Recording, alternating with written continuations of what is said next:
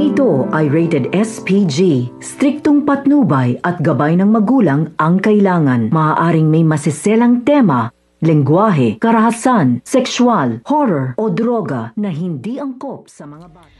So guys, hindi na nga inaasahan na makikita nga nito ni Obet at nito nga ni Manang Lydia o ni Amam ang kopya ng CCTV at kitang-kita nga nila ang isang pruweba. Kung kaya't walang pag-atubili na tinawagan agad nito ni Manang si Sky upang sabihin dito na meron siyang dapat makita na siguradong makakatulong sa kanilang pag-iimbestiga para nga dito kay Luna. Samantala, ito nga si Poch ay kitang-kita nga doon sa CCTV kung kaya't agad siya napupuntahan nito ni Sky upang kausapin. At hindi rin naman umamin itong si Poch at sa hilipat sinabi nga nito na marami pang lihim. Ito nga si Luna na walang kaalam-alam itong si Sky at sila lamang ang nakakaalam. Agad naman itong pinigilan nga ni Gino at sinabi na huwag nang magsalita pa. Samantala magkakakumprontohan na naman ang mga magulang doon at sinabi nga nito ni Tanya kung bakit daw kinakailangan nilang itago kung ano ba talaga ang totoong nangyari.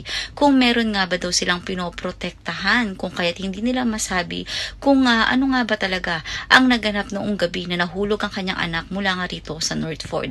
Marami pa tayong mga dapat tunghayan na mas kapanapanabik na mga tagpo dito nga lang sa Senior High.